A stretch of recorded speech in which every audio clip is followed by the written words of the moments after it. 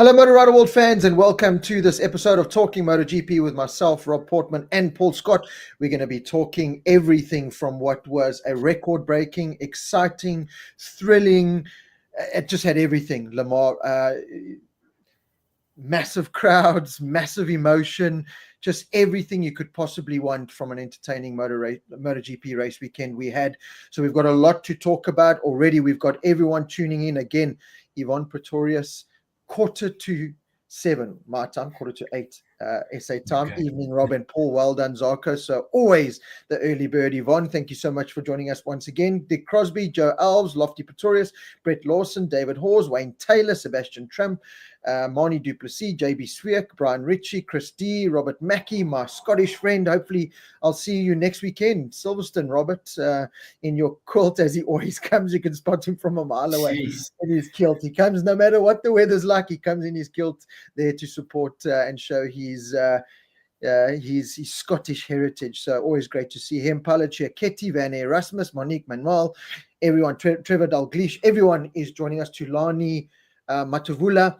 So yeah, Robert Mackey will do, mate. So can't wait to see you next weekend. Paul, hope everything is well your side and you enjoyed what was a thrilling MotoGP race weekend. Yeah, Rob, absolutely fantastic. Everything outside, very good. Thank you. Welcome to everyone who's tuned in once again. And yeah, Rob, we don't like to have inclement weather on race days, but it certainly throws many cats in amongst many pigeons. And, the commentators highlighted throughout the year, dry or wet. This is MotoGP. Anything can happen. And boy, did anything happen this weekend. Yeah, maybe not so much the sprint race, but certainly Sunday, the weather gods took control.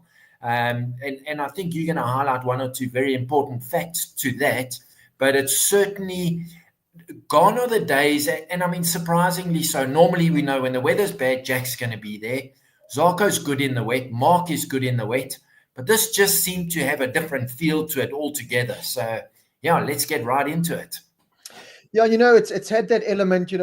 I know the word boring's been thrown around a lot on social media and stuff, and I've always said boring was a bit of a harsh word, but this is the beauty of MotoGP. You go through those 2 or 3 races where it's expected and it's the script kind of plays out, and you're like, okay, it wasn't as exciting as it could be, but then MotoGP just kind of throws its script out and these kind of things happen. And Lamar's always kind of been that track that does it with the weather and with the fans and everything that's encompassed in Lamar. So it was the perfect weekend to do it. And I think it reignited that spark for a lot of us MotoGP fans. This is why we love MotoGP. It's got that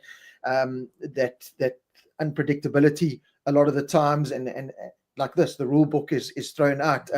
I must be honest, I didn't watch the race live on Sunday. I went with my son to Wembley to enjoy a game of football there. I saw my phone going crazy, but I always try and kind of just not look at it because I want to enjoy it. I got home and I watched the racing live. And I was tired from a long day and everything, but I battled to keep track of who was who did the hunt. Exactly. It really was a crazy one, but man, did it spark that excitement again. So yes, we do have a lot to talk about. I've seen a couple of comments already. Doug Luxor, I don't know if I'm saying that right, Doug Luxor, but welcome back. He hasn't joined us for a while, so he's back. Brett Lawson, we'll answer this question. Did I hear right? Darren Binder comes back to a long lap penalty. I haven't heard anything, but we'll ask that question now. If anyone has confirmation of that, please post in the comments already. And then, yeah, as Wayne Taylor mentions here, we've got another big comment or topic to talk about that's just literally in the last day or so come out. Yeah. Jorge Martin and this Aprilia situation that he finds himself into, wanting to leave, potentially going to Honda. And so anyway, sit back, relax, make yourself comfortable because we've got lots to talk about. We'll start off with a bit of South African news. Of course, no Richey Mudley in the Moto3s, unfortunately, recovering from that fractured arm that he suffered in Jerez. Hopefully, I'm going to see him next weekend at Silverstone. I really hope so. If not, we wish him a speedy recovery.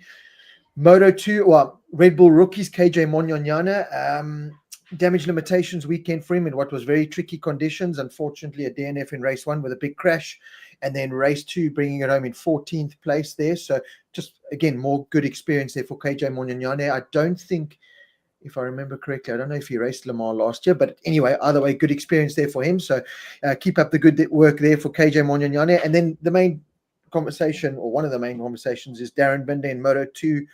Started off so well, Paul, was looking straight out the bat, which is something that doesn't normally happen with the Binder brothers in general, to be honest.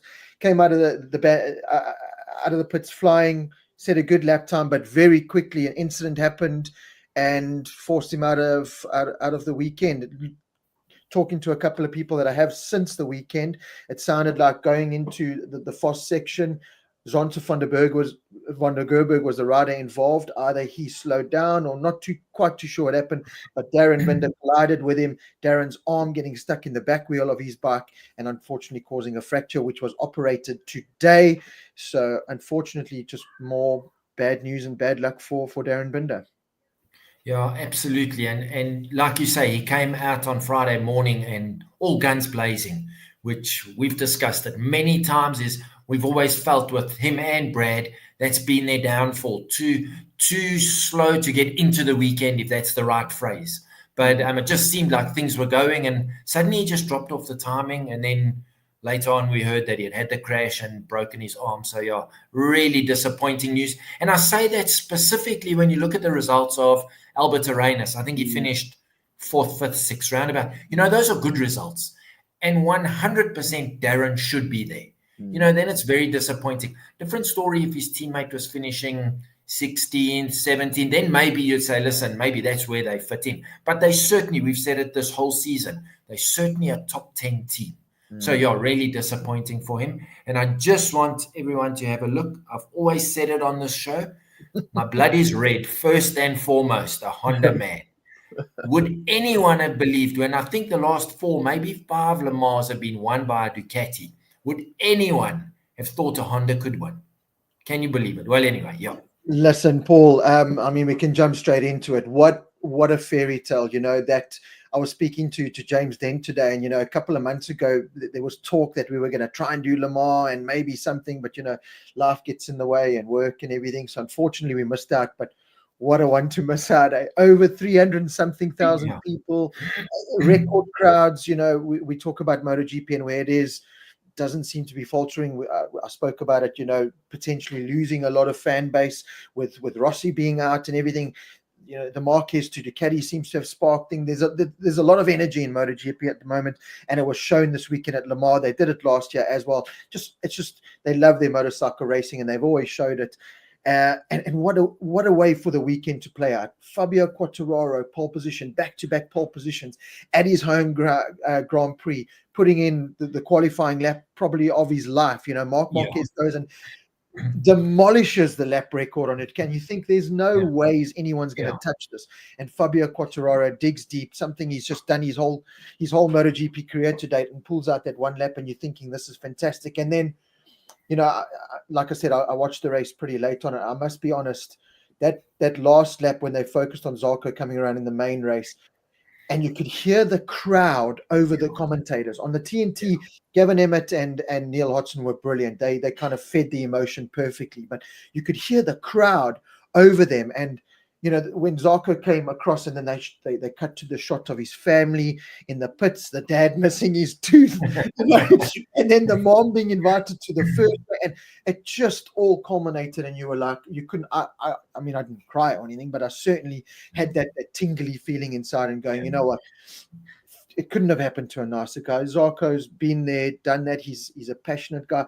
Neil Hodgson summarized it perfectly. He's not that normal MotoGP guy with the big fancy sunglasses and the cap and the fancy hairdos, and rocks up in clothes that look like fancy pajamas, and he doesn't have that fancy. He's just a guy that loves bikes. Last year he rode to Aragon from his home, and he climbed on his old Ducati and rode there, and he's just a guy that loves bike racing. Wears his old Red Bull cap that's out of shape, that looks like it's been washed 150 times, and he's just that down to earth guy. And you could see by the time he had crossed the line, never mind the crowd, the commentators, the teams on pitbull, every single rider came and stopped next to him and gave him the tip of the cap.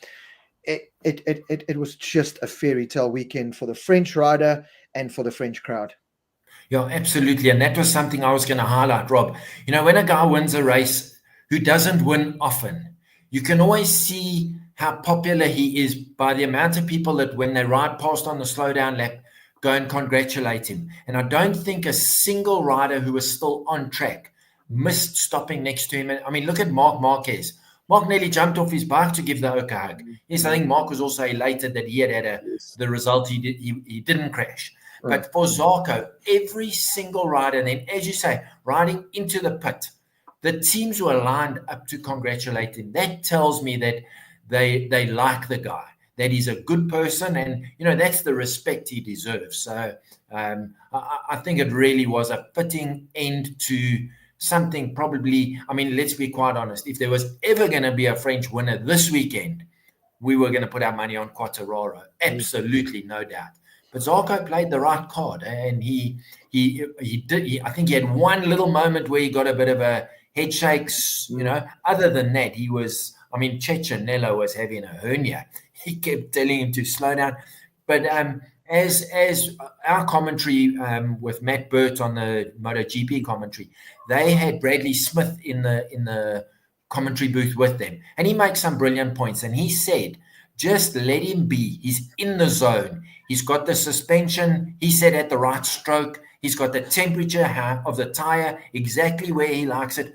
Don't interfere. Leave him. He's not doesn't look ragged at all. Yet he was putting a second a lap into second place. So yeah, what a fantastic. Sometimes you need I don't want to say a career-defining race. He won in Australia 18 months ago, 2 years ago, in magnificent fashion when Martin had tire problems.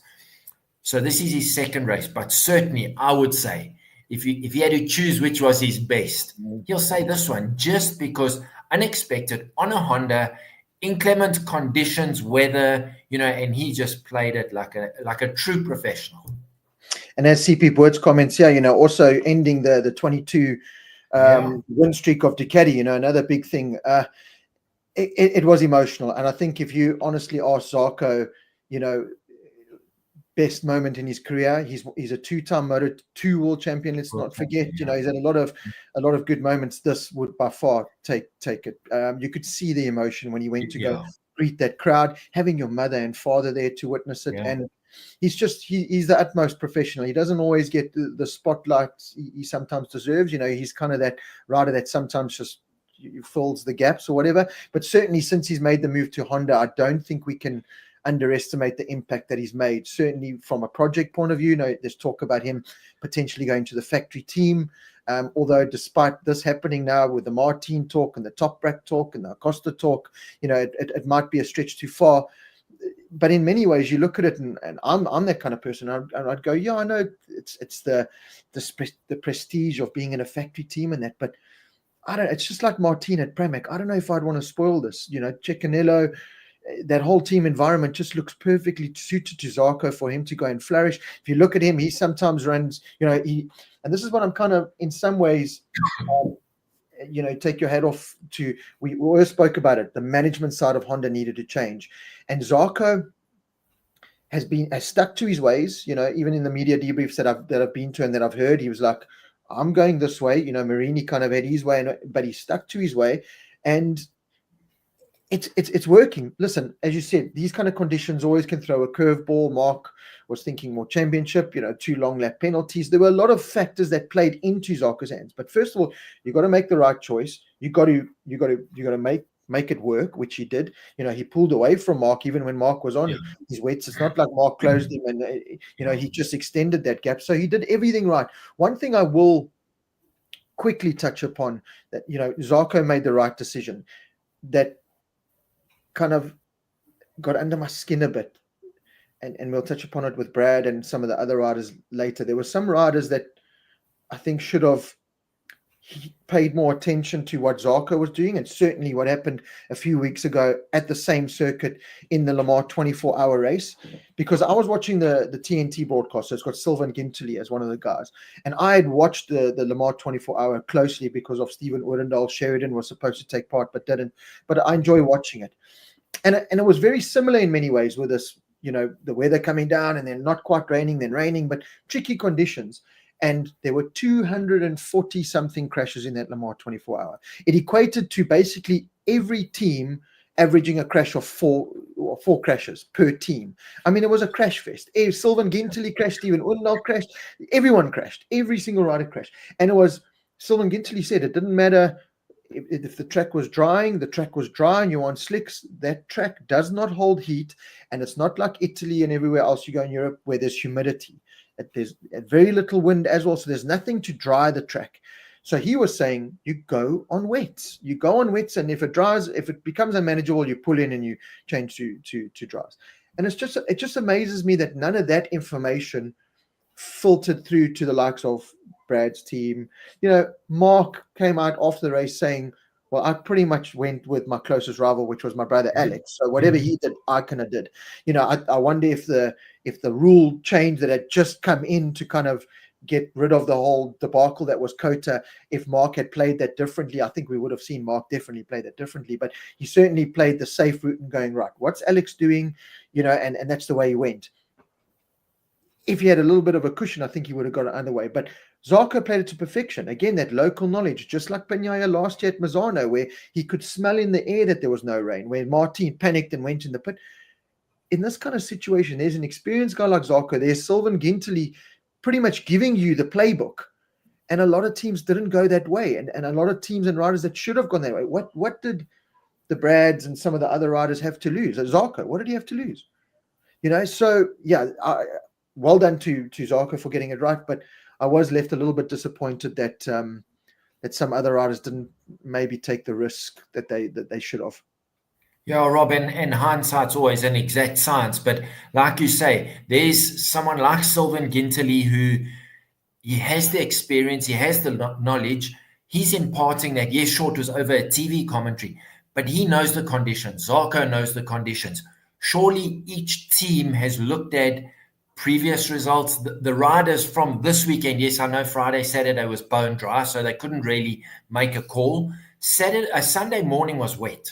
So surely by then they've got because one thing I noticed, most riders, when they left the warm-up lap, they were dragging their feet on the tarmac to get a feel for the slip grip situation.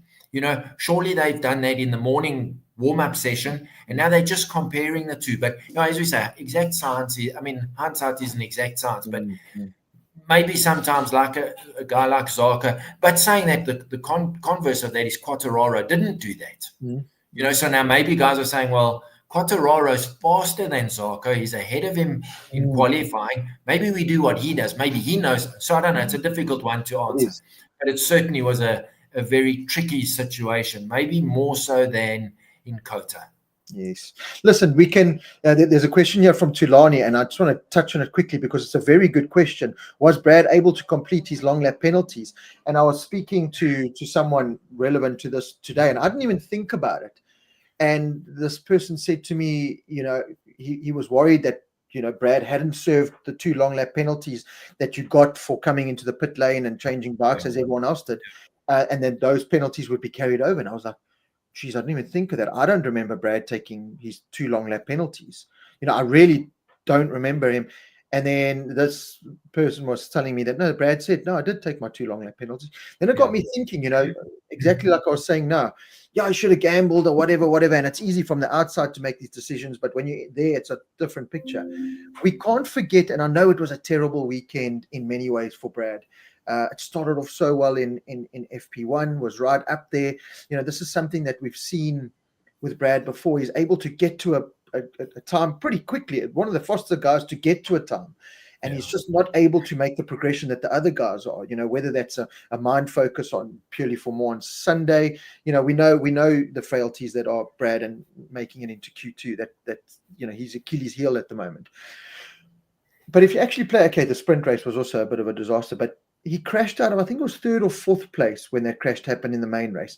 And when I was speaking to the person today, I was like, it was so unlucky because him and Fabio didn't seem like they did anything wrong. And this is exactly what Sylvain Gintoli said.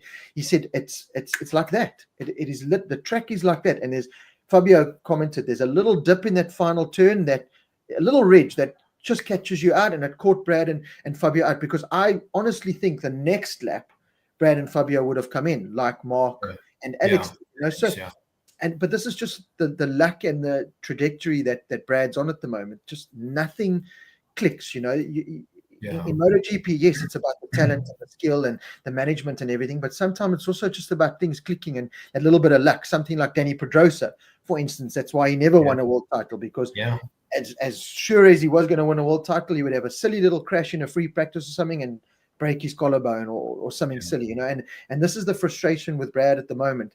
There's the frustrating side of just get into Q2 early enough. You're fast enough.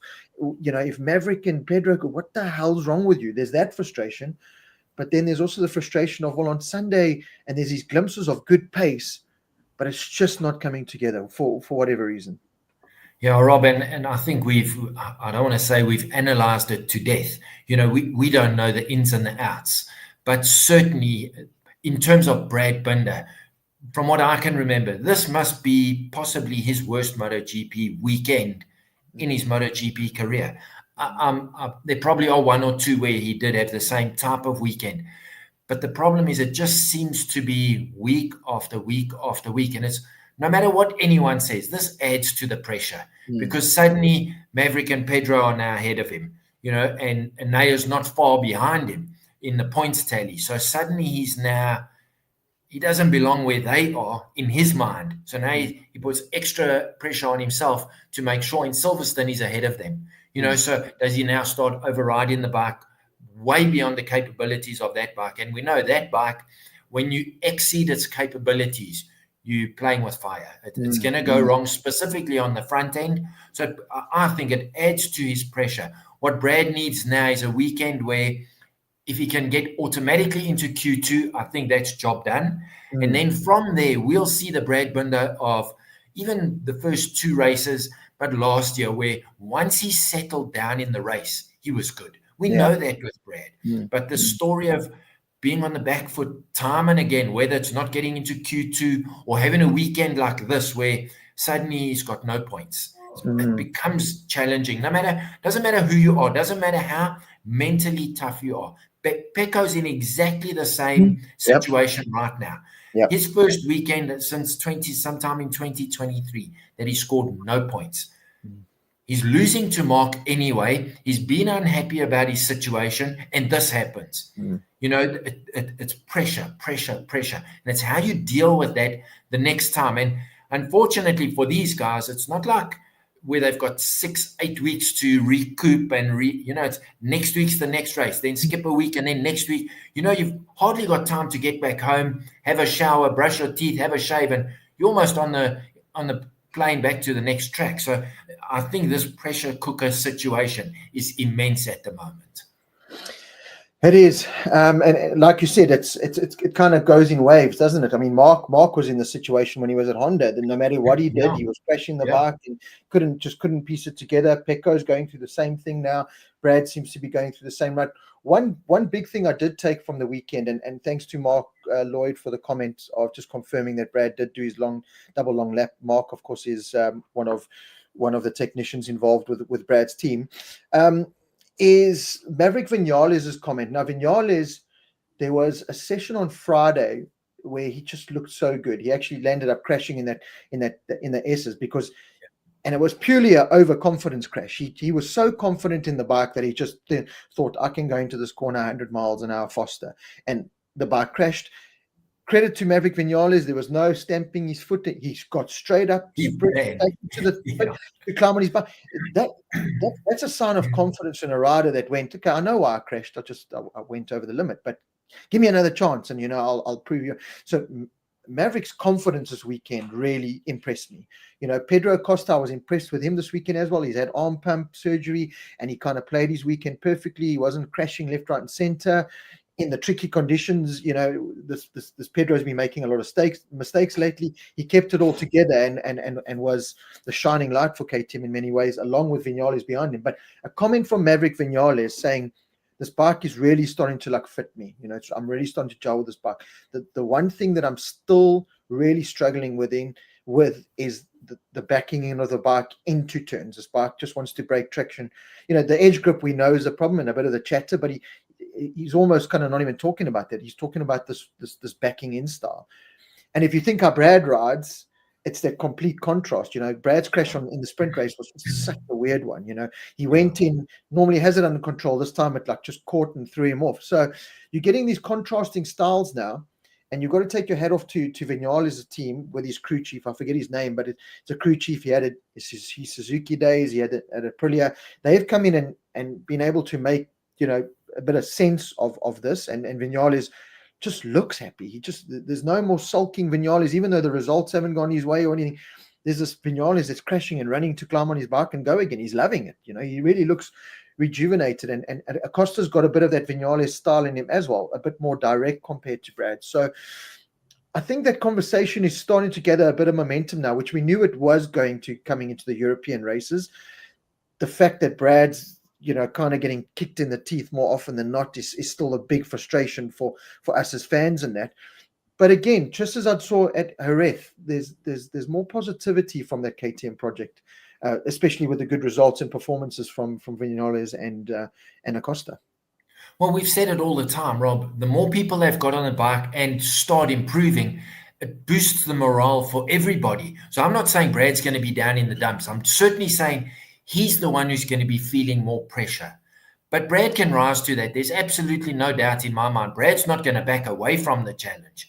I think what you're saying about Viñales, certainly to me, Viñales has surprised the heck out of me. I thought he would have had his great race 3 races ago, and that would have been all we see from him. But Viñales has actually, he stepped up to the plate way more than I ever thought he would. I see the comment there from Ivan. You remember? Yeah, I did the sprint race on the last lap, last corner. After I just praised him, Yes, thank you, Ivan. Thank you. But in the race, yes. And I think you can't downplay the sprints anymore, but I think the race is all the riders' main focus. We know that because that's where the big points are. I just think that Brad needs to take a deep breath. Rumors going around that there are parts on Maverick's bike that Brad hasn't quite got yet. Whether that's going to change or not, whether Brad even wants them, I don't know. From what we understand, KTM have a box of parts, and you can almost choose your own bike. We've discussed it, Rob. Is that good or bad? Well, if you ride with this style and I ride with that style, we can't do the same thing. Yes. So it's such a difficult one, but certainly I think there's more positives coming out of KTM at the moment. Yes, we as Brad Binder people are disappointed, but if you look at KTM as the collective, they certainly since basically Kota, they've sort of been on an upward trajectory. But certainly Jerez and this weekend, I don't think it's as doom and gloom as we're projecting. It's just because of our Boyki that we like, yes, this is not good. But, MotoGP, you can have a weekend like Brad had. Excuse me saying this, poo happens. And he'll deal with it. There's absolutely no doubt. Listen, I know, and I mean this with all due respect, but we always knew the season was going to be a lot harder for Brad, having the teammates and the caliber of teammates that he's got now. No disrespect to Jack Miller, no disrespect to Augusto Fernandez and Miguel Oliveira and them from the past. But this is certainly the strongest stable that Brad's had to go up against. Whether that's causing a bit of extra pressure, there's no doubt about it, because now you're getting judged. Again, if Viñales and Acosta are doing it, why aren't you? So there's a lot more judgment and finger pointing. Brad always seemed to have the better of the Miller and certainly the Oliveira in most cases, although Oliveira did win more races, mainly in the tricky conditions and stuff. But, come the end of the championship, Brad was always able to be the top KTM rider. That was always going to be a tough thing this year. He's got a lot of work, ahead of him to grab that status again. That's a status that's really kept him at the forefront and at the top of everyone's mind. Is you're not winning races, but you were the best of the rest. You were the best non-Ducati. You were the first KTM in that. So that's something that he's going to have to dig deep and fight for, and we know that he will. I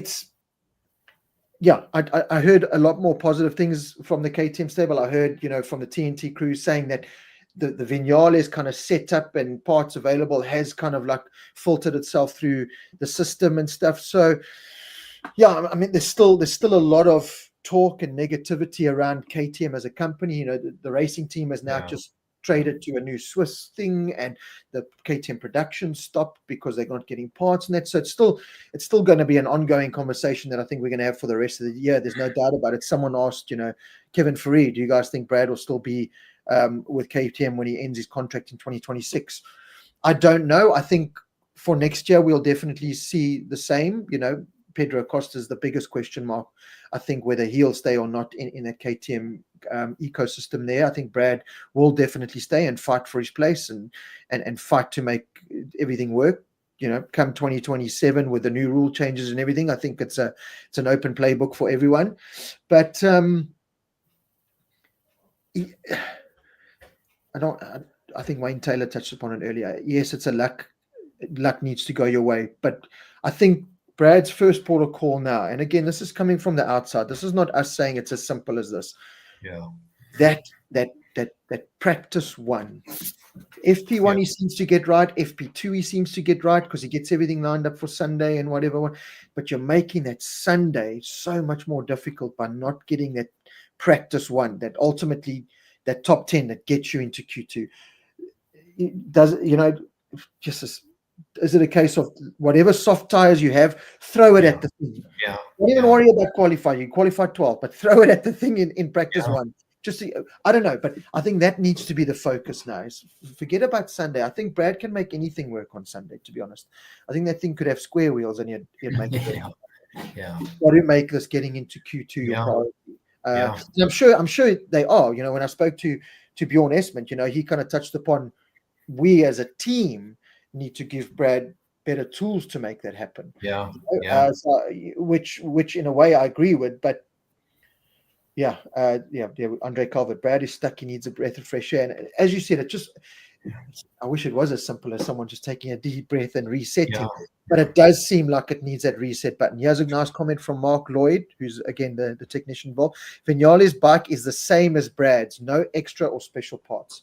That's awesome. Which is so much fun. Absolutely. And that's the insights we need to know. So clearly they have different riding styles, so they're setting the bikes up differently. It's something that Brad certainly will, as Bjorn said last week when you chatted to him, that team is giving 100% every single minute they are there. Brad's just going through one of those, as we've discussed, those patches. It happens. It happens to every sportsman in every sport. He'll work it out. Hopefully by next weekend that whatever it is that he needs to change has changed. I don't believe it's his attitude. I think he's now in a situation where he's trying too hard. And we saw that, and we mentioned it with Martin 2 years ago. He said he was all consumed with it. Yes. Just take a step back. So maybe that's what, when we say Brad needs a breath of fresh air, he's stuck with a KTM, stuck being a relative word right now, till the end of this year, no matter what. So that's not in his thought. He's not thinking when he gets on that bike, geez, I wish I had this weekend a Honda, last weekend a Ducati. He's not thinking that in any way. He's saying, this is what I've got to make it work. Can I just highlight? Sorry, just talking about the pressure, I was just thinking of today and what pressure does to you. And this is nowhere near the pressure that these guys have to deal with. But today I had a pressure cooker of a day work-wise. I had to do like 4,500 presentations before 1 o'clock to present to my bosses and stuff. And so working under pressure. And I did these presentations, which I thought, and I went through them like 6 times. And I was like, yes, Rob, you have done everything. You are going to get a raise. I presented it to my boss. There must have been about 45 million spelling errors, grammar errors. I used the wrong and that's pressure. That's what comes with pressure. It's just these things creep in, and that's pressure at this tiny level, of everyday life. This is the weight of the world on your shoulders. People going on Facebook and telling you should retire and go race ZX10 Cup. I've spoken about it before. These guys are property to us fans, and we can just say and do whatever we want.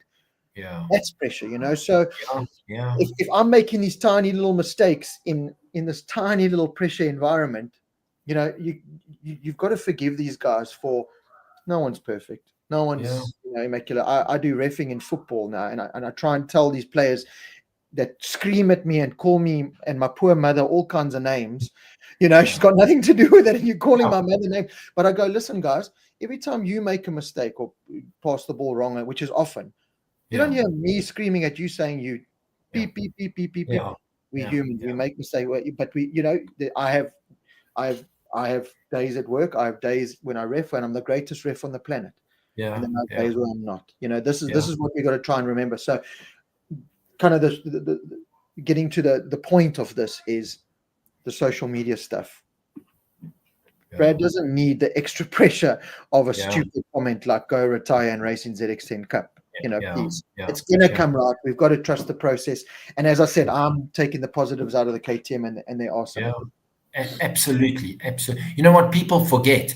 We're watching the creme de la creme of motorcycle racing. It's like watching, if you watch golf, the Masters golf, it's the best, 90 players in the world. If you're watching rugby, it's the best Springboks. You're not watching the ZX10 Cup. You're not watching, schoolboy, matric boy rugby. You're watching the best of the best. And we've said it a million times ago on the show. It's 0.2 of a second is the difference between first and 10th. Do that on your handheld stopwatch. See if you can do it. That's the margins we're talking. It's incredible. So we critiquing them, understanding these are the best of the best, and all, the time differences are minimalistic. So, to make a big step up, you don't just go there and say, oh, well, I'll be a second quicker today. It doesn't happen. You're splitting hairs about how to improve. And that's the problem. If it was big jumps that needed to be made, I think it would be easier. But we're talking 10ths of a second here. Just on that point, Rob, I want to tell you a record that Bastianini set. I don't know if anyone else saw it. This is a record that I believe will almost be impossible to break. 5 long lap penalties and 2 crashes in one race. And he's got another long lap penalty coming. So he got 2 long lap penalties for the bike change. He got 2 long lap penalties for speeding through pit lane. And then he got a long lap penalty for taking a shortcut. 5 long lap penalties and 2 race crashes. It's not a record you want to hold, but I'm telling you what, he's going to hold it for a long time. Yeah, listen, and I think it was confirmed today. Olimoto, or someone can tell me, he's getting a long lap penalty for taking Bagnaia out. That's going to carry over to Silverstone. Okay, so that might have been the one of the. Just when I read the article, so I think they are confused. But 5 was the tally. Listen, Paul, like I said, I was watching that race. I lost complete control of who took long laps. I kept shouting at the screen saying, Mark, when are you going to take your long laps? He did seem like he was the latest to take it. And then who goes first and who goes where? And then it's, I don't know. They did well to keep control of that because I lost. Absolutely. Thank heavens for timing chips. What have they got? The transponders. Transponders on the bikes. Thank heavens for transponders. I lost complete control of who was where. Bastianini has a long lap penalty for Silverstone. Yep, Olimoto, thanks. Just to end the KTM conversation off, what I did also take positivity from, there was a lot of times in not one lap speed simulations, but in the sprint race. I don't know if it was in the main race because it didn't last very long, but in practice as well, where there was Brad, Pedro, and Vinales in a line. And that Brad in that pace, in a normal race pace environment, can hold his own, and it's probably even better. It's that one lap getting that extra half a second or whatever. And let's not also forget probably the biggest problem here is you're always chasing your tail. That's the benchmark, and this is Pecco's problem as well. A lot of riders, that's the benchmark, and then Marc Marquez goes, no, it's not. That's the benchmark. So now you're not half a second off. Now you're a second off. And in MotoGP, that is a lifetime. So, touching upon Pecco Bagnaia, he was another one that I think, as you said earlier, the pressure starting to just build, because now, as any sportsman, when you're going through these tough times, the worst thing you can start doing is questioning yourself. And this is what's happening to Pecco now. I don't have the front end feeling. All these, am I putting my socks on right while I'm getting changed? Or that sticker looks, you start picking apart. I remember, again, I just relate to these things because that's what I used to do on bad race weekends. Oh God, I drank my water too early this morning. I had a sip of Coke. Now that sugar's going to be in my body and it's going to, raise my insulin, and then I'm going to crack on. You start overthinking things, and Pecco looks like he's there right now. Every debrief is, I don't have the feeling. I've got to now adapt my riding style to the bike because the bike's not going to change. Yes, he was unlucky to be taken out by Bastianini in the main race. But then the decision, and I don't know if it was a decision purely based on the bike was maybe damaged and he had to pit, but it was like, and the commentators were saying it, stay out on the wets because everyone's going to pit to climb on their dries. Everyone's got double log lap penalties to serve. You don't. Stay on. And then he pits and he climbs on the dry, and then he he pits again. And it's just, and that's what happens when you're in this rut. No matter what decision you make or what you do, you get kicked in the teeth. Yeah, absolutely. Rob, that's just how it's going for him at the moment. One of the comments I read on the social media channels was that he said, oh, the advantage Mark's got, Mark never rode the 24 bike. He rode the 23 bike last year and straight on the 25. They're now no longer even calling it a 24.5. They're just calling it the 25. Now he's looking for, like you've just said, is he looking for an excuse why Mark's going as well as he is, and Pecco's not? I think that's an excuse. Maybe it's not, because when you look at Alex, he's just adapted to this bike straight away, but he's on the 24. So, I don't know. It's a very difficult one, but certainly I think that he's certainly feeling a little bit of pressure because he's never been too vocal when things haven't gone his way. Because in the past, he's been fighting with Jorge Martin, and no disrespect to Martin, but he's not a Marc Marquez. So I think Pecco in his mind always knew how to overcome that issue. Or before that, when he was racing with Fabio Quartararo. Now suddenly he's had to up his game and start racing with Marc Marquez, and he's struggling to do that. He is, and it was apparent this weekend again, especially the double DNF, Mark making the best of the weekend. There's a lot of pressure on Pecco Bagnaia, and you could see the frustration from the garage. Gigi Dall'Igna, David Todot in the sprint race and the main race. They're kind of like almost at this point of, and thank you, Craig Williams, for clearing up that he had an issue with his gear lever. That's probably why. Peter Mahon, I love your comment about these MotoGP riders. Each one of them on the grid are aliens and deserve praise. I love that. But yeah, Pecco's in this. He's in this rut where, and Mark. Mark's just so good. He had that little comment in the sprint race. I can't remember what it was, but like it was something like, it was a general comment, but you could easily see how it was a little bit of, okay, Pecco, there's a little bit more pressure for you. You know what I mean? Like that was the main race. You got to make the best of these tough situations or something. And there's Pecco lying on the deck or riding his mood or finishing 16th, So it's Pecco's a tricky one. I still highly rate Pecco. I still think he's a superb rider, a superb champion that is in this predicament of having this supreme teammate that's just climbed on this motorbike. I think Mark not only gelled quickly with this new bike, but he made a decision on that new bike very quickly. And whether he adapted his style on that bike or whatever, but the decision was made quickly. We're 6 rounds in and Pecco's still going, I don't have a feeling with this bike, Then at what point you go, well, go back to your last year's bike then. But then there's the fear of, okay, I go back to my last year's bike, which I was on the limit on. Mark's taken that limit another half a second, 0.6 of a second faster. So my old bike's not going to cut it. But in many ways, Alex is cutting it on the old bike. So there's all these factors that Pecco, I don't think the guy's getting much sleep, at the moment, especially after this weekend. So I do feel for him. I do think he's going to bounce back. I think he's going to come. Andre Calvert, I just want to read this here. Gigi said in an interview post that they need to stop. They need to start helping Pecco. I think that's a typical manager kind of thing, wanting to support his rider. I think he gets all the help. I still think he's the blue-eyed boy. He's the double world champion. He's the Italian on the Italian brand. I think it's more Pecco than the bike, if you know what I mean. As we said, he's picking those things apart. So he, in many ways, needs to do that same kind of reset.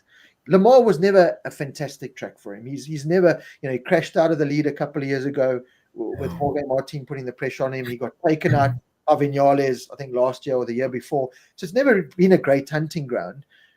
But something's got to change, whether it's now this decision that he's made of, right, I've got to adapt to this bike now. I'm looking forward to the debriefs that we're going to do in Silverstone to, try and pick him apart, ask him a couple of questions, and see what kind of response that we get. You can always see. That's why I love being one-on-one. You can see how that response comes across. If it's more, you can almost tell if it's a scripted answer, like the nice thing to say to try and keep confidence up, or if it's a genuine, no, listen, I'm struggling and I need to change my ways with this bike. So I'm interested to see. I know we've heard all the things that have come out of the paddock in different reports and that, but I really want to see one-on-one to see how Pecco's addressing the questions and this pressure.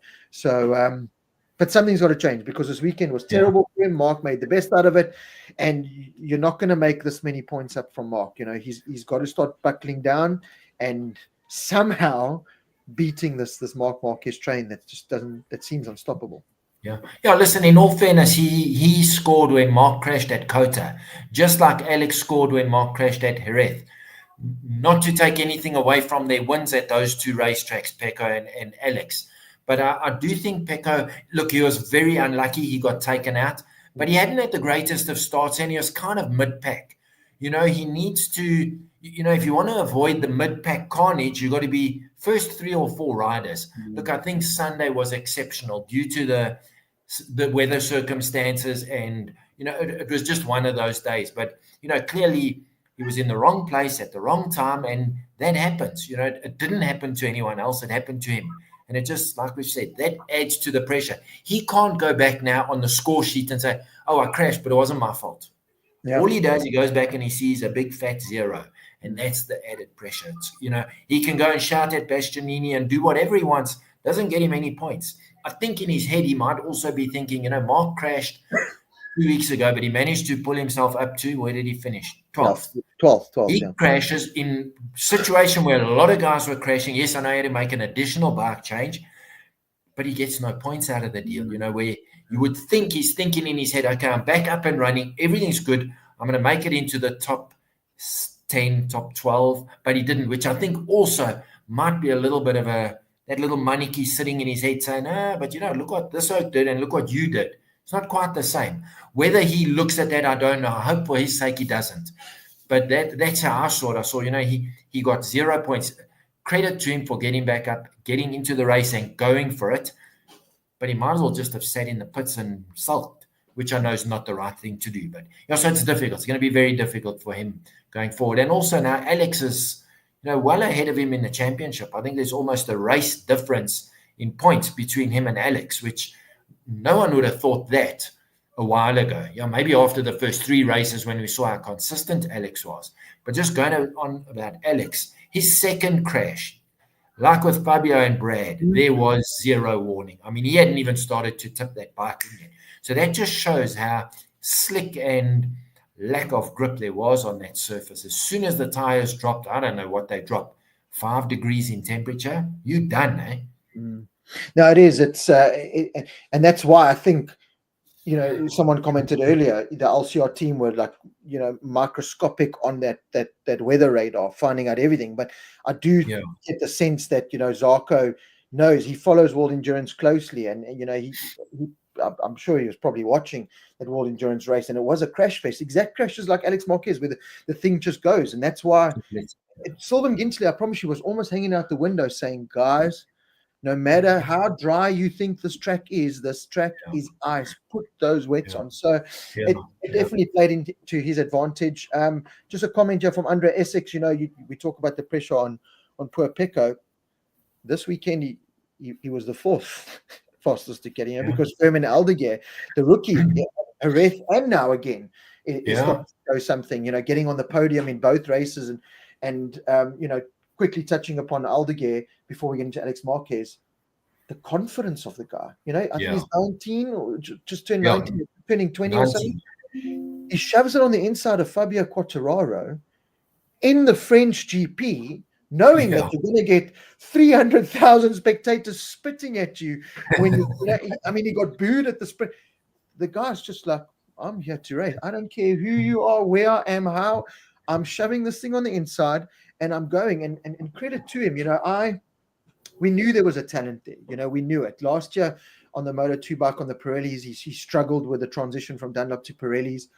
Climbed on this MotoGP bike and had his odd crashes and stuff, you know, from Kota where he was coming and he crashed, and which you expect from a rookie. But to put in the 2 weekends that he did, especially this Le Mans one, with those tricky conditions where the likes of experienced riders, Fabio, Brad, Alex Marquez, Bastianini, Bagnaia, Jack Miller, Miguel Oliveira, making these mistakes. There's Firmin Aldeguer getting himself on the podium. So big credit, and again, credit goes to that whole Gresini environment, because the team's flourishing and they're giving their riders the opportunity to go out, express themselves and flourish. And as you said, second in the World Championship, already a comfortable gap over Pecco, despite crashing in the main race and not getting any points with Alex. Yeah. Just on Firmin Aldeguer, he's really impressed me. Yeah. The first 2 races, especially the first race where Ayagura gave him a proper hiding, I thought, no, this guy's, who is he? He's on the best bike on the grid and he's not featuring. Second race, he wasn't great, but he's just got better and better. And like you say, Rob, Jerez, we expected it. It's a Spanish track. They're good in Spain, all the Spaniards. But to come to this track in these conditions on a bike, as he said in his interview, I don't even know if he's ridden the bike in the wet. He just said he's got no experience in these conditions, or very little. So maybe a bit from Kota. But certainly he took, I'm going to say, the first 5, 6, 8 laps to settle down, get the feeling, and then he just got faster and faster and faster. So he certainly has impressed me. I think the bike certainly helps. There's no doubt about that. But Ducati saw something in him 18 months ago and signed him. So I've been super impressed with him. Couple of comments here. Olimoto with on Aldeguer, Chris D, Frankie Carcetti. I think he also needs a big pat on the back, because he's been very good with young riders. He was good with Marc Marquez last year in that team, and he's carrying on that transition this year now with Firmin Aldeguer. So that whole process seems to be working. A real treat. Let's quickly touch upon Marc Marquez before we get further down the field. It was another weekend where he started, and it was just like from Friday, you were like, I spoke at the top of the show. There's going to be these predictable weekends that we're going to have to deal with, and people are going to, want to go on social media and say it's boring and I'm never watching MotoGP again.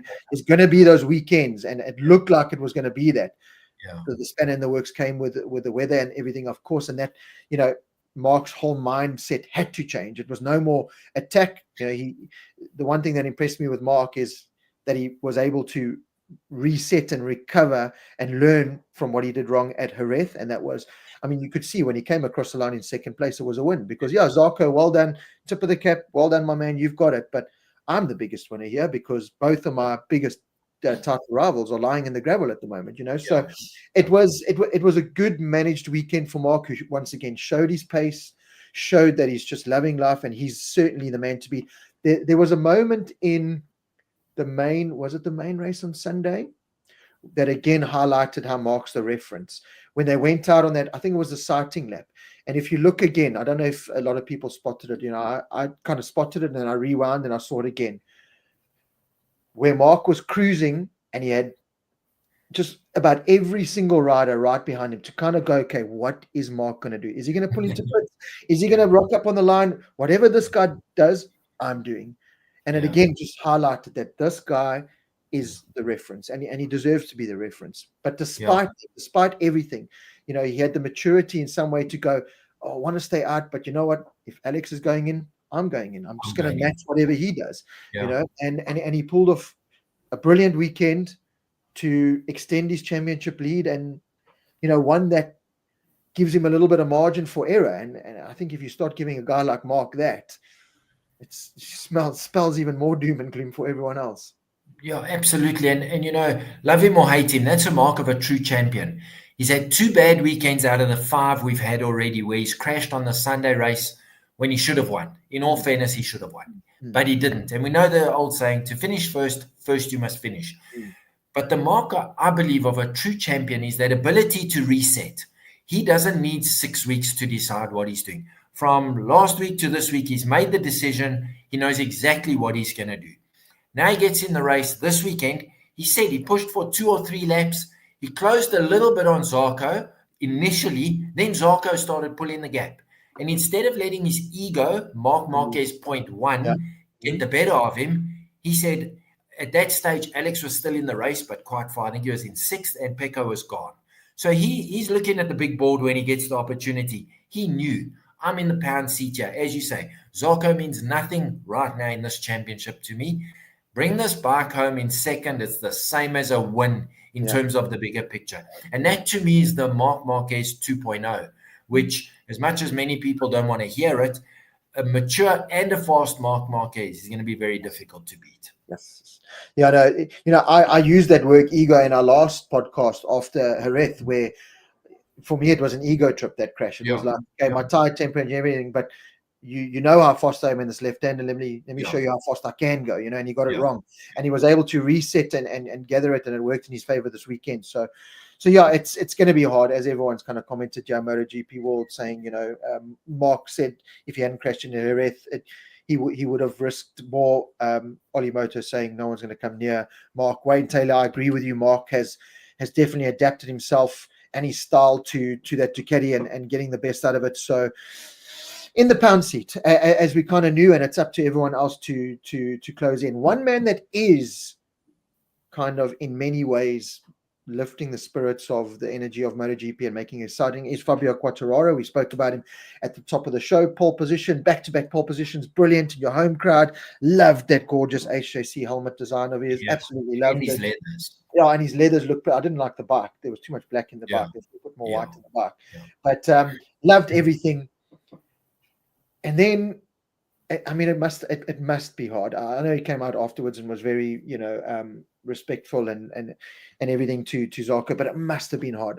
I was supposed to be the man. I am supposed to be the Frenchman. And for that to happen, and the frustration came out with the crash, and now he's got this penalty, €2,000 fine, 10-minute restriction in FP1 in Silverstone for abusive language or whatever to the marshals.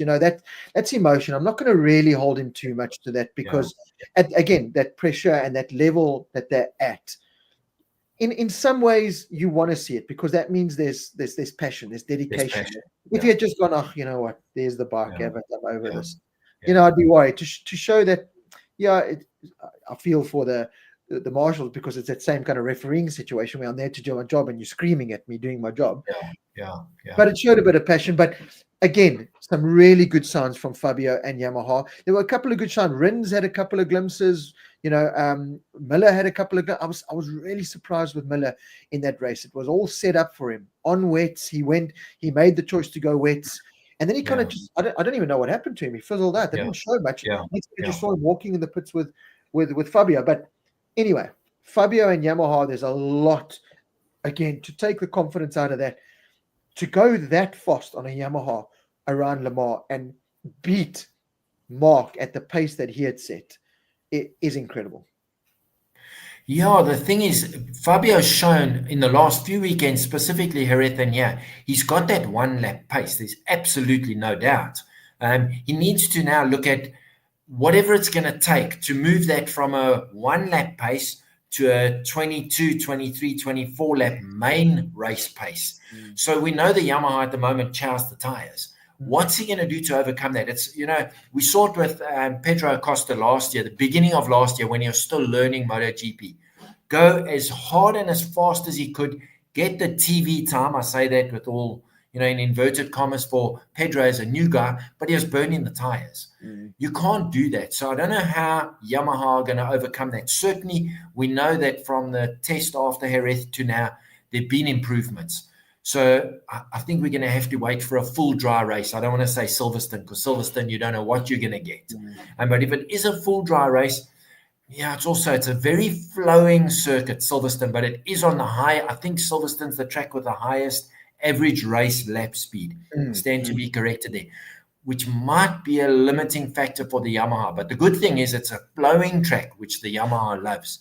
So I think we're going to see I think Fabio's certainly going to be in the mix. He's going to be there without a shadow of a doubt, fighting for pole position.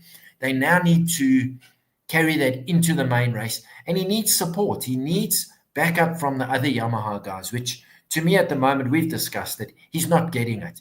Like you say, these conditions suited Jack, but we mustn't be saying it suits Jack because the weather's inclement. We must be saying Jack's there all the time, or Miguel's there. Okay, he's been injured.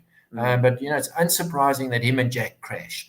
And Rins has been a kind of a non-entity, which is just adding to Fabio's pressure. And we keep coming back to this. And I don't think we can overplay how much these guys are under pressure. Now, everything revolves around Fabio.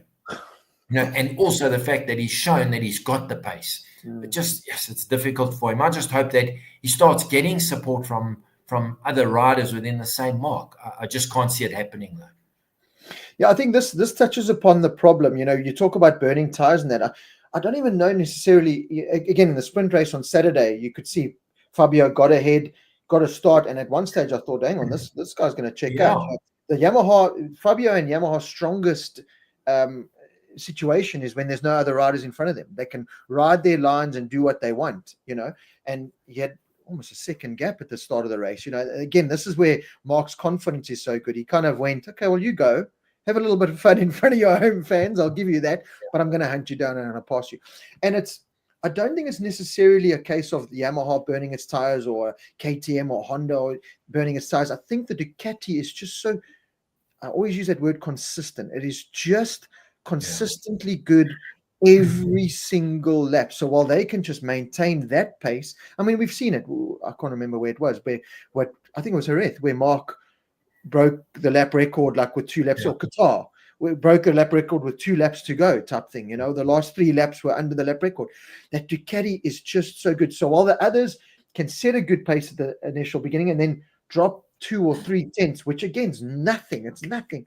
That Ducati can just hold that 2 or 3 tenths and just go for days on end at that pace. So that's the biggest difference. I saw it in the sprint race where Fabio kind of just had to reluctantly go, you know what, I'm not doing what I did in Jerez, where my game plan was just to try and upset Mark's rhythm no matter what. This time I've got to. I'm at my home crowd. I've got to start picking up points and data in sprint races. So whatever will be. Aldeguer, I don't think he was expecting an Aldeguer to shove it on the inside of him, but a good little battle. That's what we love to see. But yeah, I think there were good signs there once again. I think Silverstone, like you said, is one of those tracks where anything could happen depending on the weather and stuff. I do think it's going to be an Aprilia, a Ducati-dominated circuit once again. But going on that thought pattern of, Honda getting better with Zarco and making some progress. There were a couple of good things. We'll touch upon some of the other riders just now. Yamaha with Fabio. The same can't be said for the Aprilia exercise at the moment, and I touched upon it at the beginning of the year, brought it back again in our last show. Bezzecchi, unfortunately, is just not a team leader or a project leader. Ayagura can't be expected to be a project leader. Yes, he started the season brilliantly, kind of fizzled off a little bit, which you've got to expect as a rookie, especially on an Aprilia. But the whole Aprilia exercise, we'll touch upon the Martin after this, but another shocking weekend for them. Raul Fernandez got into Q2, glimpse of something there, but we've seen this from Raul Fernandez before, where he has these brilliant little once-off sessions and then nothing happens from it. But I don't know what to say for Aprilia. Bezzecchi's just not the man for the job there in terms of leading a project. I have no doubt that he's a fast rider when things are going well, but not the man to grab it by the balls, excuse the pun, and take it forward. Yeah, exactly what we said last week, with Martin not being there, we don't believe he's the right guy to be leading the project. But they can't change that. Martin can't be on the grid. That's just not going to happen. He's not going to pass a medical. And when he does come back, he's going to be at, his confidence has probably even taken a bigger knock now. So it's going to be a very difficult situation. Ayagura being the rookie, he's showing signs of brilliance, but you can't expect to run a project around a guy who's had 6 races on the bike. And Raul Fernandez, yes, so he finished 6th, I think it was this weekend, 6th or 7th. It's his best result in a long time, but he's still, to me, he's a non-entity. He just never shows up. So now to suddenly change the project because he's had one result in different conditions and say, oh, no, this is the way to go. I don't think they'll do that, not in any way. So once again, it's going to put the pressure in terms of where they're going forward with this project back on Bezzecchi. And he's struggling. So, yes, they're stuck between a rock and a hard place. They really are. And it doesn't help that their number 1 rider's out and their test rider, as good as he is, he's not in the same league. If the weather's good, if it's a sunny day, almost guaranteed Savadori's going to finish last. You know, and no disrespect to him, but that's the pace he rides at. Like if Pirro was in the race, he'd certainly be the last of the Ducatis. So it adds to this, you know, tonight's show, we must nickname it pressure. It adds to the pressure. Now Bezzecchi is suddenly doing something that, like you said, and I agree fully with you, it's not his role. It's not what he signed up for. He's happy to race the bike, and they must come to him and say, okay, Jorge Martin says we got to do A, B, and C, and he says, cool, let's try it. Now they coming to him and saying, okay, where are we going? And I just don't think it's not suiting him at the moment. You know, he's just making mistake after mistake, especially when you go back to Rob after the first, what did he do? 13 laps on the Aprilia. Martin said the front of this bike is so much better than the Ducati. You know, so yeah, it's such a difficult situation for Aprilia.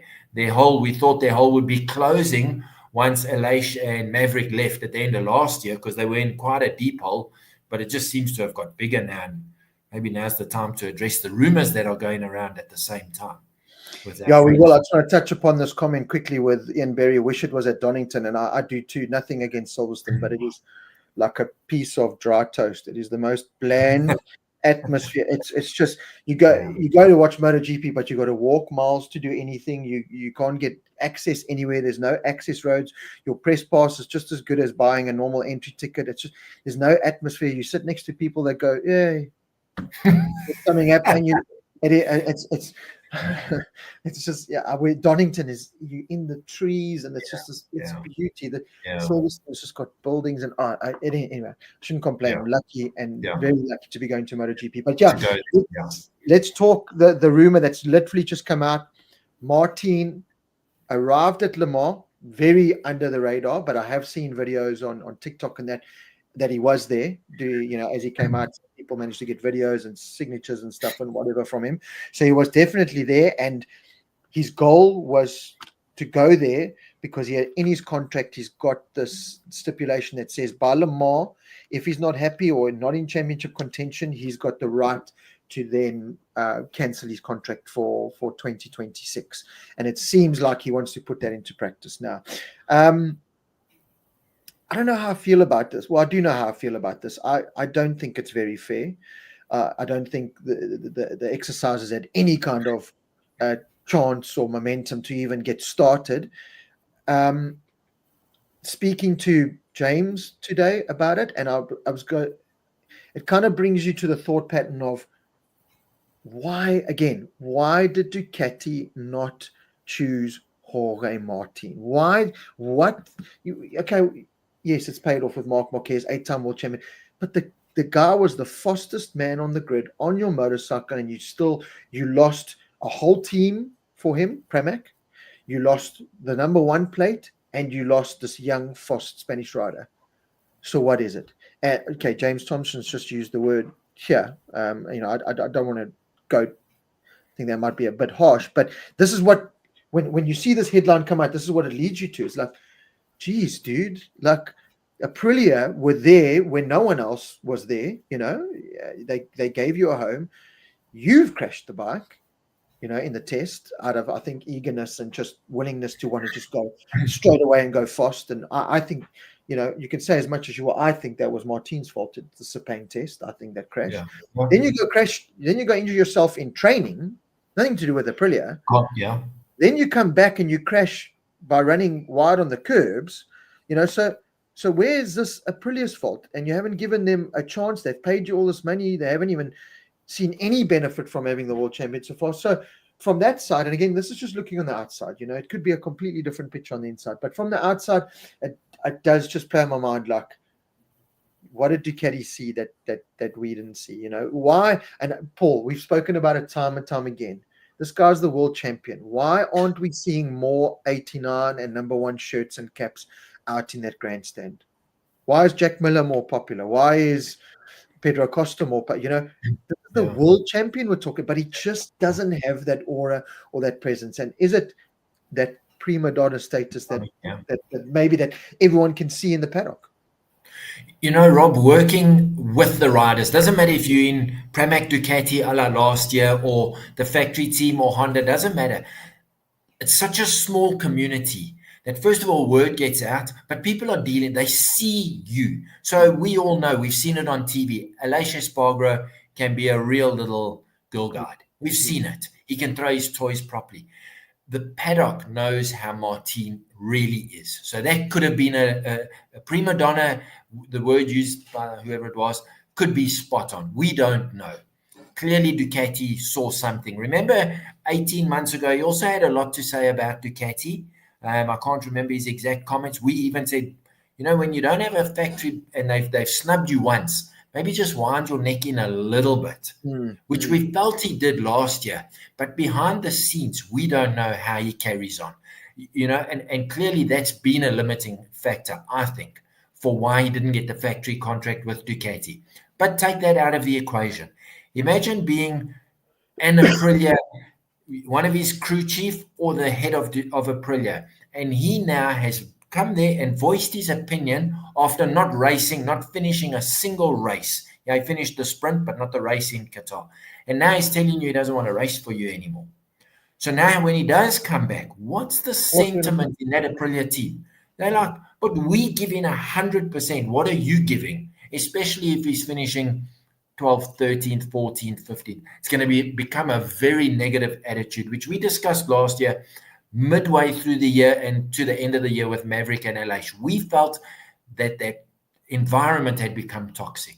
He's now doing exactly the same thing. And I do know that they've said because of him being injured, they're going to roll this performance clause, whatever they call it, to Misano of this year, which I'm not sure how far it is, once he starts racing. When's he going to make his comeback? I think exactly now in his head, he's like, I'm not even going to bother coming back because I'm going to invoke that clause. You can do what you want. I'm out of here.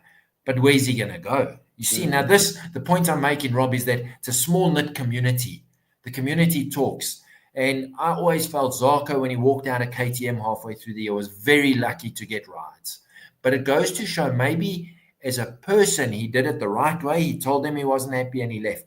To me, Martin is doing this, I don't want to say underhanded, that's wrong, but like you highlighted, all the injuries, 99%, maybe even 100% of the cause is him. Yes, I know he got tagged by De Gianantonio at Qatar, but he was the one who crashed before De Gianantonio hit him. Very difficult one. I just think that environment is not going to be good for when he does come back now because he hasn't raced and he's voiced his opinion that he wants out of the contract. Difficult. In fact, the first time I read that, which, as you say, was only yesterday, I thought, no, this is a bullshit website. There's someone's making up a story. Yeah. The minute I saw it on crash.net, I was like, no, this is fact. This is how it is. And yes, that's heavy. Yeah, Alex van der Berg says yes, somewhere Martin made a statement that it wasn't true, just clickbait news. I think it's way past the clickbait status. I think it definitely has substance to it, speaking to a lot of people that I know that haven't necessarily gone as public as they would want to with it yet, because again, they're still gathering more information. I think the information could be a little bit vague now. It's already, there's number ones being put on a HRC bike and Martin in HRC leathers and that, as the option, which was an option for him for this year that he didn't take. And so there's a lot to it that I think is still very vague and it's still very much in its early stages. But I do think, why go to Le Mans? Why not tell anyone you're going to Le Mans? Why the champs here? Unless this came out, I wouldn't have had any idea that Jorge Martin was at Le Mans. Why go under the cover? You know what I mean? So there are bits of it that kind of, you got that little red ribbon on that board, just kind of pointing everything in the right direction. Chris D makes a very valid point here as well. Didn't he pull a similar move to leave KTM years back? I got no problem with the rider looking out for his best interest. And I think Martin got it right then. He went, well, I'm not going into MotoGP on a Ducati, on a KTM that's still being developed and he got himself onto a Ducati, and that ultimately made him a world champion. I do just think it just seems very odd at this stage before anything's even happened or he's had any kind of time to evaluate the thing. I know he's sitting from the outside looking at Bezzecchi and everything, going, God, what am I getting myself into here? I'm running out of time. I just want to be on a competitive package. Kind of exactly what Pedro Acosta's manager was saying. My rider needs to be on the best package now. MotoGP is going so quick. The years are going so quick. You blink and 3 years have gone and you're not going to be. And in a way, I feel for Martin because again, we went into a weekend, and then that graphic comes up before the main race starts with that music, dun, dun, dun, dun, and Vinales is sitting on top of a box, all by himself, right at the top and stuff. And then it gets to Martin at the front of the graphic, and I go, oh, geez, yeah. Oh, yeah, there's this number one guy, you completely forget about him. So I sympathize with him in some ways, but I don't in many ways, because, if I was a Aprilia, I would be peeved. I would be absolutely peeved, because you've spent a lot of money, you've gone out on a limb, you've hired him. This was supposed to be the next step for Aprilia, him and Bezzecchi. This is our team, and it just hasn't worked out. So we'll have to wait and see how that story plays out. But I definitely do think there is substance to it. I definitely do think, but again, Honda are talking about Toprak and Pedro and now potentially Martin, and you've got Mir and Marini there already. So it's not as easy as, okay, bye Aprilia, I'm just going to climb on this bike. It's not as easy as that. So let's wait and see. But you talk about, we talk about why Ducati didn't take him. It's not that they didn't take him. They offered him. He had a factory Ducati contract. He was offered a factory Ducati contract to stay in the team that he won the world title for, but it wasn't good enough for him. And in many ways now he must be kicking himself. He must be absolutely kicking himself. And Pramac in a way as well. Yeah, they've got Yamaha money and Yamaha support, yay. But you're the championship winning team, and you're the other Yamaha team at the moment. You're not the championship winning team, you're the other Yamaha team. So it's just a hard exercise for everyone all around. So we just have to wait. Time will tell on how that plays out. And when I did hear that story with Martin, whether it's true or not, I think, like you say, everyone's hush-hush. Aprilia have said no comment, which to me is always a sign that there's some substance. If they had said this is absolute garbage, then they're allaying the fears. When they say no comment, then there's some substance that they need to sort out. Whether it's exact or not is actually not the point.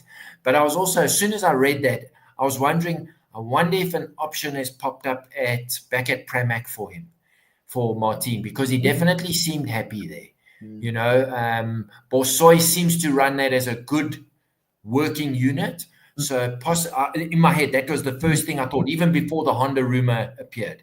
Now the Honda rumor throws another cat amongst the pigeons, because someone's going to get sacrificed at the end of this year. We know that. Whether it's Marini or Mir, I don't know if Mir would want to carry on personally, but let's see how that pans out. He is a factory rider, so maybe he's going to cling on to that. Zarco certainly deserves a chance. I wouldn't move if I was Zarco, but we've discussed it last week in depth. Pedro and Toprak, almost the Honda dream team. Now, who are you going to shuffle out of that to put Martin in, if that is the rumor? Toprak has no MotoGP experience. So, if they're moving him across with the supposed year in World Superbikes, Honda want to win on a World Superbike again, and their bike seems to be doing better than it has in the past. But are you going to move Toprak out to put Martin in when he's on a whim, he'll change his mind? I don't know. So I just, in my head, I thought straight away, something's happening at Pramac where they've approached him and said, is there a possibility? Honestly, if I was Jean Mir's manager, I'd be phoning Aprilia and saying, listen, cool, Martin can take my ride, put me on that Aprilia ride. I think Mir needs that complete reset as well. Paul, I want to quickly touch upon Alex Marquez. We haven't really dived into him. Fantastic year so far. Really has surprised us all. I love what he's doing on and off track. I love how he's presenting himself. He's talking. He just looks happy. And I like a rider that just looks like they're happy and enjoying. It's easy to say when you're on a GP24 Ducati and in a Gresini environment and your surname's Marquez, everything great. But talking about him as a championship contender, which he is, firmly a championship contender, these are the kind of things that he's going to have to deal with now. Got it wrong on Sunday, cool. Hold my hands up. I crashed twice, lost points. Yeah. But this is now, how do you recover? This is where the championship, this is where the championship contenders are kind of decided.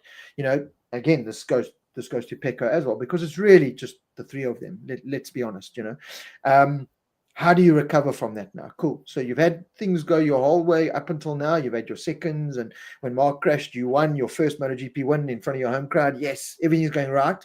Cool. Now there's a little bit of a blip. Now how do you recover? So I'm really interested to see. Silverstone's can be a very tricky place to come and try and recover. So this is the first real test of this new Alex Marquez and this new mental, going for a championship, being a contender, challenging the mighty Marc Marquez, your brother. This is the true test now for me. I think it's done already.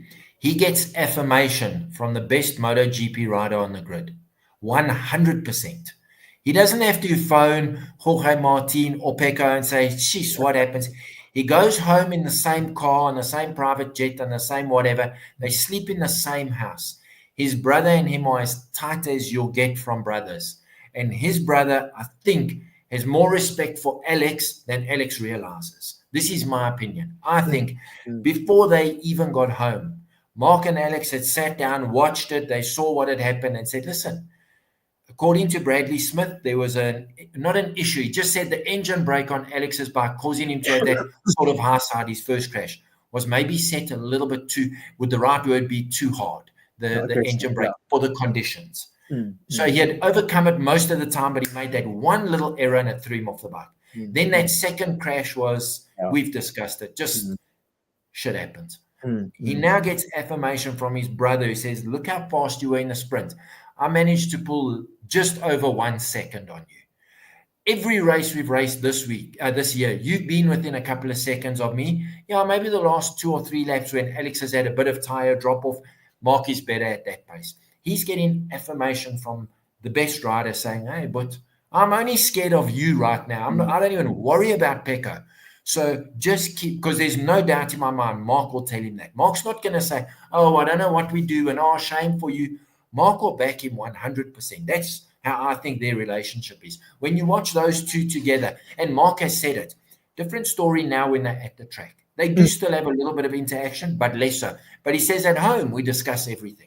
He said that in that interview I forwarded to you. He said, at home, we discuss everything. So that's my opinion. I think Alex, his mind is done.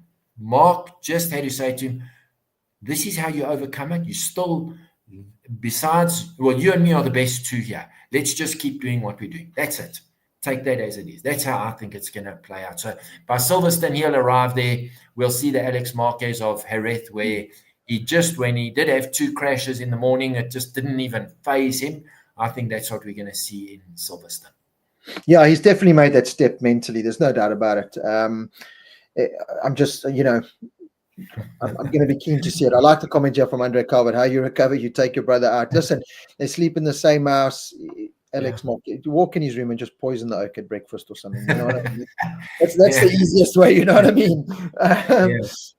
Paul, I think that's pretty much it when it comes to MotoGP. I wanted to quickly go back to Moto3 and talk about the last lap incident there, because I felt for Joel Kelso. Led the whole race, was doing everything right, and then Munoz comes up and shoves it on the inside. Got demoted the position, Munoz, so from 2nd to 3rd overall. I don't know. I looked at that and the TNT commentators as well, Gavin Emmett and Neil Hodgson, as I was doing, was screaming at Kelso to go defensive. Again, it doesn't take a rocket scientist to know. Le Mans, last corner, someone's going to try and shove it on the inside.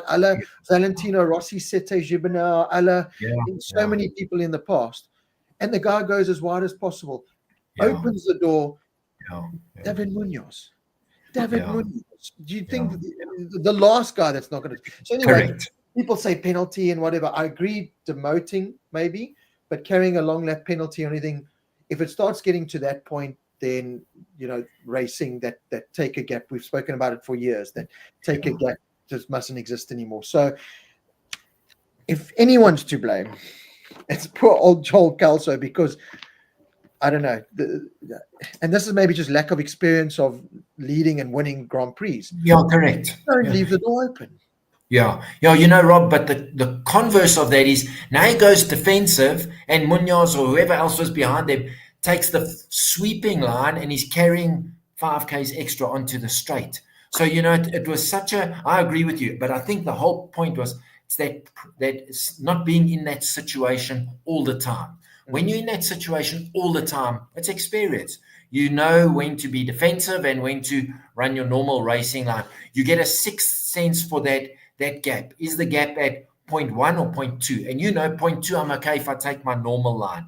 So yeah, it's a very difficult one for him. I also agree. Do we start seeing long lap penalties carried forward? I think Simon at the moment, Crayfar that is doing the right job, because he's I think more so than Freddie, he's a little bit more empathetic, first of all, as a racer, not just what he sees on the screen. So I think he's doing a great job. So yeah, difficult one to, you know, it's if you enjoy Joel Kelso's camp, you would have wanted a long lap penalty. Munoz, you're like, okay, well, I lost one position. I'll take that any day of the week, because next week we start all together and I'm happy with that. So yeah, I think it's, you know, you're not going to please everyone all the time, but I think that was, I wasn't unhappy with the result. Just going on to Moto2 and Manu Gonzalez, class act, and Barry Baltus. Geez, he's certainly, you know, but I just think Gonzalez at the moment is, you know, he's almost doing what Furman Aldeguer did those last 4 or 5 races of 2023. He just looks the part.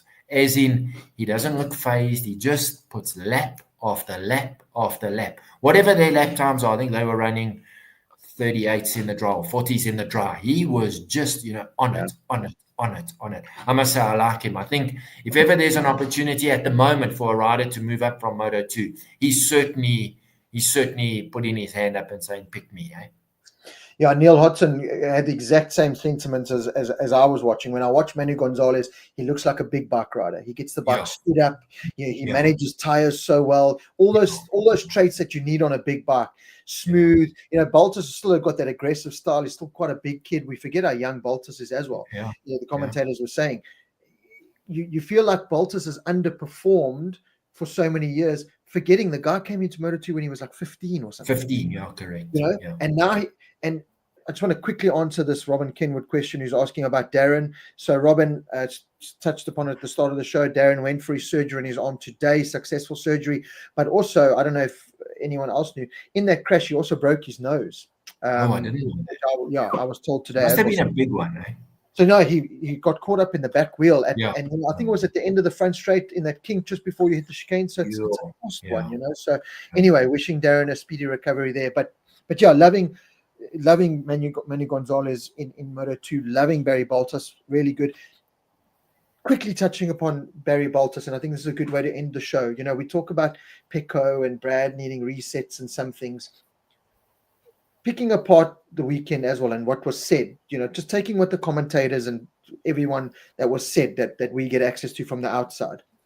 You know, Barry Baltus was interviewed and he said, you know, I've got a new trainer. I train one-on-one with Zarco now. You know, I've changed a lot of things. He's made a lot of lifestyle changes, new sports psychologist, this. Johan Zarco, when he won at 34 years of age, you know, it's easy to get stuck in your ways. Had the same trainer for so long or whatever. The age of 34 has got a new sports psychologist, new trainer, has changed things up, you know, again. And we're seeing the results from it, you know. And there's that saying, sometimes a change can be as good as whatever it is.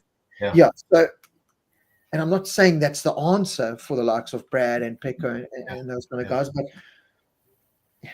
you know, I particularly look at Brad's case. You know, you're and I'm not saying this is impacting him at all, but there's a lot going on. You're a father now. You know, when you go racing, you're not just leaving your beautiful wife at home. You're leaving your beautiful child at home. All the pressure that's come with the last couple of years of being the leader at KTM and having to carry that project and everything. You know, sometimes that reset could come in the form of just go sit and talk to someone. Just change things a little bit. Don't be so strict. I remember a couple of years ago, I don't know if it was when Brad was still in Moto2 or MotoGP, and he said, I had to make a change because I was taking my training so seriously that I wasn't enjoying it anymore, you know, and I changed it up and I wasn't so serious or strict with my training. And Brad's always kind of had that lighter side training. He trains harder and is fitter than anyone. I can tell you that right now. But, you know, he doesn't have a personal trainer telling him to do 16 million push-ups and sit-ups in a gym. And, you know, he very much manages his own time. I know he works closely with another South African, one of the Ferrix brothers, you know, who gives him a program. Rushain Woodley also does it, Darren as well. So I'm not saying that they need the change because what they're doing is not working, I think sometimes that change just could be that reset that you need. Yeah. Echo's had the same routine and same everything for a couple of years. Yeah, sometimes you just need that little, and it really sparked it to me when you look at Barry Baltus. What's Yeah. changed? Yeah. Something's Yeah. changed. Look at Yeah. uh, Daryl Fitzgerald. Sorry, it's not a Ferrix. It's Daryl Fitzgerald. Yeah. The Fitzgerald brothers, not the Ferrixes. I'm giving the Ferrixes too much credit here. It's Daryl Fitzgerald, who works very closely with a lot of professional cyclists and also helps with Shane Woodley, Darren Binder, and Brad Binder with their training schedules and stuff, and does a fantastic job with that. So, Daryl, sorry, I knew it was a brother of some kind. South African, yeah. And the Fitzgerald's wrong. So, Daryl Fitzgerald is the guy sorting our South African stars out. But yeah, there was just that, some things changed, and I kind of lean more towards the psychology side, particularly with Brad and Darren. They've been through a lot mentally, to come through and to read everything on social media and to, they've been through. I'm not as strong as them. I wouldn't have lost it as much as I really wouldn't have. I give them massive credit for how long they've come, how far they've come, everything they've been through. I just think, again, looking at Baltus, looking at Zarco, maybe there's just something there that could just trigger something, trigger a change, trigger something. Yeah, absolutely, Rob. And also remember, they're not living at home. They live in a foreign country. So regardless that Aleix Spargro moved to Andorra, Andorra is Spain, no matter how you call it. So he speaks the same language. When he goes to the shop, it's the same. Our boys are living away from home. No matter what you say, you know what it's like. You go on holiday for 2 weeks to the most beautiful place. After 10 days, 11 days, you're like, yes, I wish I could just go to my fridge and get a beer or cut a piece of cheese. You want to go home. Now, our boys live 10-11 months of the year away from home. The everything that is natural and normal to you, which is another added pressure and difference to, and not, I'm going to say the South Africans because I'm presuming Baltus and Zarco live in France, and I'm presuming that, well, we know Mark and Alex live in Spain, and the Italians all live in Italy. So yeah, they got to travel. Home comfort. From Monday night till next Tuesday when they leave, they're living in their own comfort zone. So it's also an added problem for our guys, and it's something else that they have to overcome. Which and especially those first 3, 4, 5 years. The most important people in your lives at that point are your mom and dad.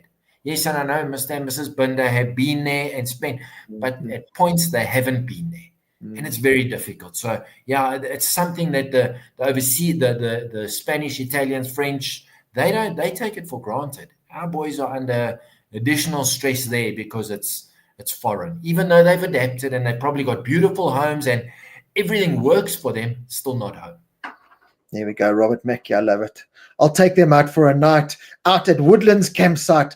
That'll reset them. I want to try and do it in a Scottish voice, but I don't want to embarrass myself and disrespect the Scottish. And you don't want to wear a kilt. No, I don't want to wear a kilt. Yeah. Next weekend I'm at Silverstone. I'll definitely make sure to give Brad. I don't think he's not a cuddler. I wouldn't mind giving him a big squeeze and a cuddle and tell him we love him and we absolutely support him to the end. I was hoping to do it with Darren and Richer, but they decided. I'm hoping Richer is going to be there, but we're losing them fast now. But yeah, it is exactly like what you said. That culture, that comfortable environment, that home feeling.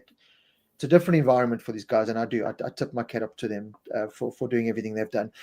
Paul, quickly, now that I saw it earlier and I wanted to bring it up, and it's just come back to my mind. Another announcement that was made while Bradley Smith was at Le Mans is the Harley Davidson Bagger series joining MotoGP. Oh yeah. Now I'm on the fence with this. To me, it doesn't fit in. No, already these poor Moto3 riders don't get a warm up anymore on a Sunday morning. Yeah. Moto2 and Moto3, they don't get a warm up. So you look at a weekend like this now, where it's all of a sudden pouring with rain. We've had a weekend of dry. Now we must climb on our bikes and go ride in the rain. You talk about safety, and that to me, it's a safety thing. But anyway, I don't know. I know we got a lot of positive feedback from the post that my brother did on the Motor Rider World page about the Beggars joining the series. Doesn't fit to me. Harley, No. Yeah, absolutely. I don't think in any way that it's part of MotoGP. If you just look at the crowd attendance last year and already this year, it's getting better and better. It's not like the show is waning and they need Yes. more sideshow attractions, because that's all it is. Mm. When we were in Italy in 2018, we saw the Moto E. And you look, it was good racing, but you don't go there to watch Moto E. No. You go there to watch Moto 3, Moto 2, MotoGP. That's it. That's your entree, your starter, your main course, your dessert. Everything in there. Yeah, to me, it's a bit of a sideshow, and not something that I think they're missing the boat a little bit. Yeah, as Andre Colbert says, go join Superbikes. I'm not going to put Ollie Moto's comment up about it because I want to keep my media pass with Dorna and Liberty Group for next week if I can. Thanks, Ollie Moto. But it's just not a good fit for me. But anyway, that plays out. Anyway, a great weekend in Le Mans. Really emotional. I don't know. Certainly for me, it reminded me why I love MotoGP so much. Watching Zarco. That feeling that I got when he crossed the line, the feeling that I got when those crashes happened, when all that, it just reminded me why I love MotoGP so much. And I hope we get more weekends like it. As I said, I know there's going to be these very predictable, what some people might call boring rounds that are going to happen. But then there's going to be these ones like this that throw themselves up. Silverstone could be that race with the weather and the track and everything that presents itself there. But luckily myself and Greg Maloney will be joining me. Nice. So I'm babysitting him for a weekend. So I got us a nice one-bedroom flat with 2 single beds to enjoy each other's company for 3 or 4 days. I'm going to be looking after him as much as possible. So stay tuned to the Motor Rider World channels. We'll try and bring you as much info as we can. We'll definitely do walks in the paddock. We're not allowed showing any track stuff with the MotoGP sound, and there's a lot of restrictions, but we'll definitely bring you as much video content and inside information as we possibly can. I'll definitely catch up with Mark and the rest of the team from KTM on Brad's side. Going to be good to see them. Always nice to see them. As I said, nice to see Brad. Hopefully Riche will be there. I know unfortunately Darren won't be there, but really am looking forward to it. And of course I'll see Ollie Moto, who I will good. Please take my Mark Marquez cap to get Ollie to get it. He must get it autographed for me. Actually, you know what, Paul? You've got a great idea there, because I'm planning on getting at least 2 signed new Mark Ducati caps, to try and sell and make some money to pay these ridiculous visa bills that we've got coming up. But I agree with you. I think there's no better person to go to Mark Marquez, and I've got to document this. And give him a hug, If any video is going to break TikTok records, it's going to be Ollie Moto in his BR46 attire going up to Mark Marquez, giving him a hug, then just on the cap, then putting the cap on. Putting it on. I love it. Now my excitement for Silverstone is just through the roof. Paul, thank you once again. A big thank you to everyone for joining the show. I hope you enjoyed it. Again, thank you for all the interaction, all the comments, all the corrections, all the information, everything. Just absolutely love it, and look forward to the next one, Paulie. Yeah, absolutely, Rob. That was fantastic. Thanks to Johan Zarco for winning. Never mind that it was my Honda. It was the prettiest bike on the grid. So big up to him. And we look forward to next week. Silverstone, can't wait. And your insight is going to be priceless. Thanks, Rob. Can't wait. Thanks, everybody. Catch you in 2 weeks' time. Goodbye. Cheers, everyone. Bye.